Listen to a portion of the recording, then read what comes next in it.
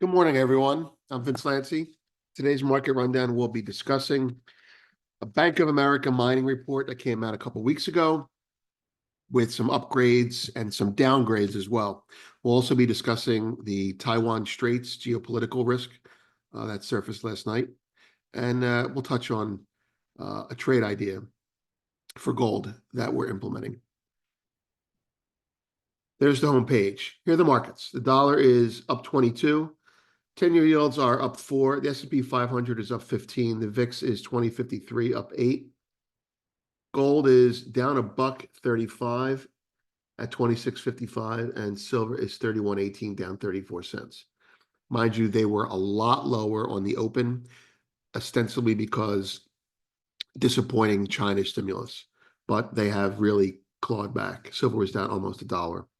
Copper, 439, down 8 cents. That has not really clawed back. WTI down $1.84, also soft, 74.17. Natural gas, 246, down 2. Bitcoin, 64,900, very strong, up 2,000, 3%.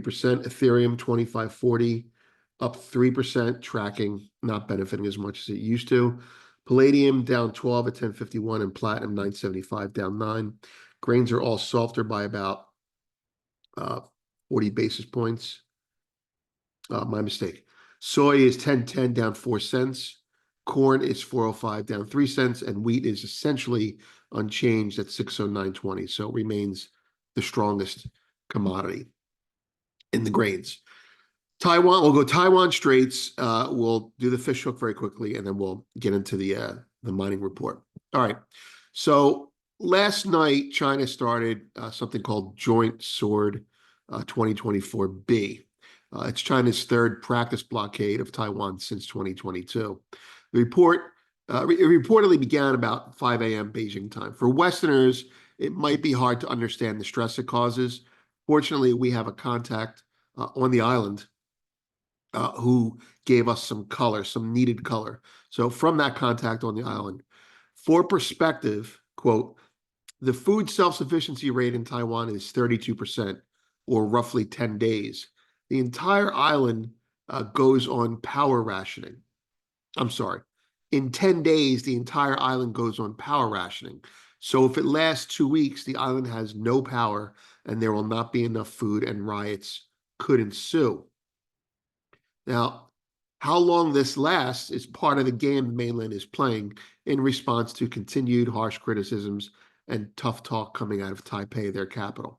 Now, here are two graphics that you'll see.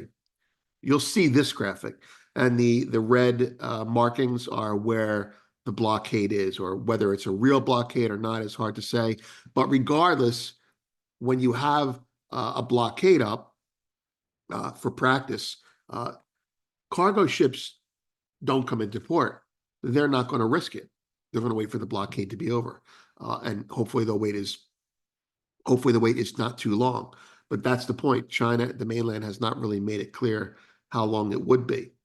So this is the chart that you will see, and this is the chart that my contact sent me.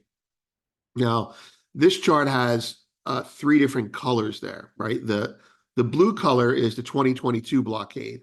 The yellow color is the 2024 blockade earlier in the year. And the third one is the current blockade in red. Now, why they have them in different places? Well, their strategy might be evolving. They're also probably mixing it up so people don't know where they actually will do the real blockade if it ever had to happen. But the person at the top, probably a Taipei celebrity, points to the area where that blue square is. There is no red blockade there. And he made it apparent that this time they left the island corners open here and here. The blue, there's no red there, right? So we'll go back to this one, so you see what I mean. There's no red covering this corner or this corner, whereas in previous ones there were. He opined that this is probably the real blockade because they're giving an exit for all the Taipei leadership to just get the hell out of there if they ever were to blockade it for real. So we'll let people get out. We'll let people get out, but we're not going to let any military or defense aircraft get in.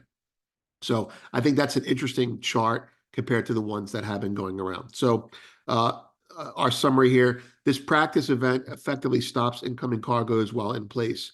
The contact also noted about the TSWE markets. They opened and steeply dropped, but magically the dip was bought and stocks are back to unchanged. So the stock market in Taiwan is used like it is in the US. If the stock market is okay, then there really is no problem. More like a thermometer than an economic indicator. All right, moving on. The news and analysis. Now, we have plenty of content we put up over the weekend. This one we just put out. If swap dealers aren't selling anymore, who is? That's a CFTC, Commitment to Traders report. Analysis and breakdown. That's a long form lecture and discussion for those that are interested in deep dives. The Fishhook, that's a trade that we're looking at. And we saw something that we actually explain it in this analysis as well, too. But we saw something that made us very bullish in gold leading up to the BRICS. So to put we'll put a chart up in a second. Founder special, very special founders post there. And the HeartNet bull and bear indicator surges towards sell. That's our HeartNet walkthrough we do every week.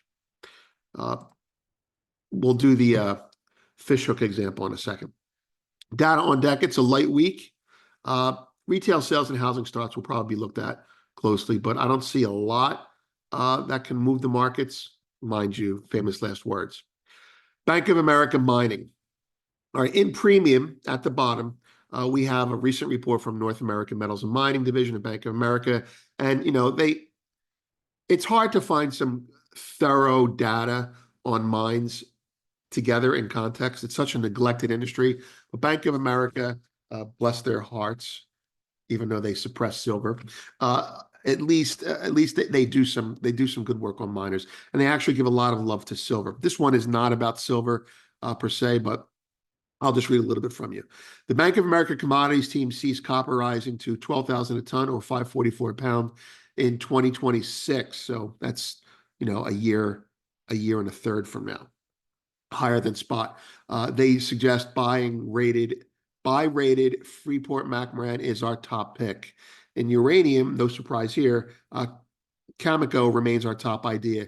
Despite our near-term constructive view on HRC pricing, commercial metals remains our top pick in steel, given our medium-term preference for long steel production. In precious metals, they continue to favor Agnico and Pan American Silver.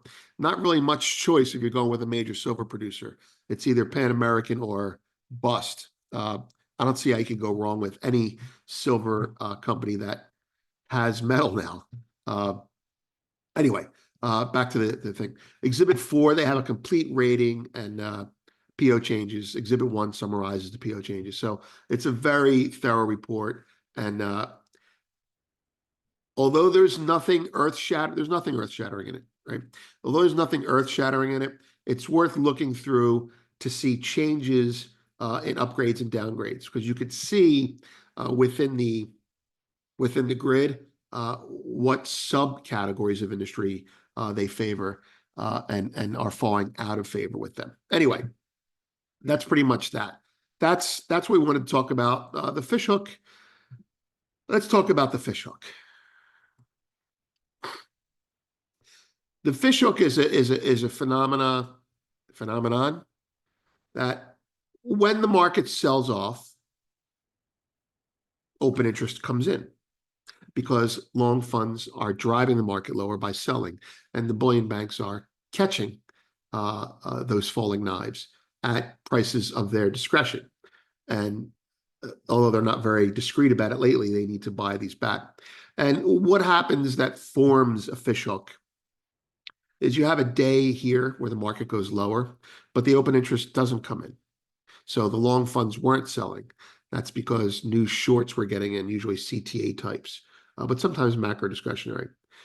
And these new shorts who all of a sudden get bearish after the market drops $40, sell it here, and they sell it into the waiting hands, the waiting arms of someone who wants to buy, and it's not a bullion bank. The buyer at this point was probably another macro discretionary fund loading up for the BRICS. That day is the day you say, we could be reversing. And when this day happens, you say, we are reversing. And then this happens and this happens. So I believe that the target for me, this is a measured move. So if you go from here to here, the target for me is roughly 27.25 now. So I think we have about $75 or $80 of upside between now and the BRICS. We have $75 or $80 upside, means I think we could go up $75 or $80 between now and the BRICS event. And that's 12 days away. That's an aggressive thing to say. Here's the qualifications. If we get above 2670 in spot, I don't think this high will hold. 2685, I don't think it will. So I think we're going to have another rally. The BRICS event itself could be exciting. We make an announcement, the markets rally. It could be disappointing. They don't make an announcement. I think they'll make an announcement that's bullish to commodities, but I don't think the market's going to have too much time to rally. So, for example, they could make an announcement during their hours and gold could go up $70. I could be right. And then by the time we get to the US hours, it could be unchanged. It wouldn't be the first time that has happened. December 3rd, it happened. Trump, it happened. How many times has it happened over the last 5 years where gold has rallied and silver has rallied at night only to be knocked down during Europe and then unchanged in the US? So I believe in the next 3 weeks, sorry about the sniffle there, in the next 3 weeks, if the market does not crack 2605, it's got a very good chance of getting to 2725. And then from there, how long it stays there, we don't know. It could be one of those moments where the powers that be put the lid back on the kettle. Anyway, so that's it. We're taking another look at the markets. Let's take a look at silver as well. Can't ignore silver last night. All right. Here's an explanation. Here's what happened. Silver gaps lower, goes down to 30 spot 70, 30.72 in spot. And this is what I think. The China stimulus, as big as it was what was expected. But the press conference that came out afterwards was really disappointing. It didn't show the we'll do anything it takes mindset that they had showed at the previous one. And I think all the markets took it to be that way, speculatively in China. So the Chinese stock market sold off. And your more speculative players in Asia, Shanghai traders, bank traders that, front run their own government, well, they puked. And you saw pukage in silver, you saw pukage in copper, and you saw pukage in gold. And you had the same thing happen, if it's industrial, it gets slammed, right? If it's precious, it gets slammed a little bit and then rallies back. And that's what we're looking at here. So the key is gold didn't stay down because gold is what they're going to buy and gold is what's being bought by central banks. Silver didn't stay down, but it's working its way lower again. Copper just, I believe, stayed down, right? So copper's fully industrial. Sold, nobody wants to buy it. Gold is fully precious. Sold, works its way back down in sympathy. Silver is in between. So if you're a person who wants to play the BRICS, purely play the BRICS, what are you doing? You're buying gold and you're selling copper, right? Or maybe you're buying gold and you're selling silver. These three go hand in hand. The silver-copper relationship is very strong. Copper leads silver on the way down. Gold leads silver on the way up. And then when enough people get short silver, silver leads everyone and just tears it up to the upside, which I think will happen sometime between now and the end of the year. Okay, I'm Vince. Have a great day.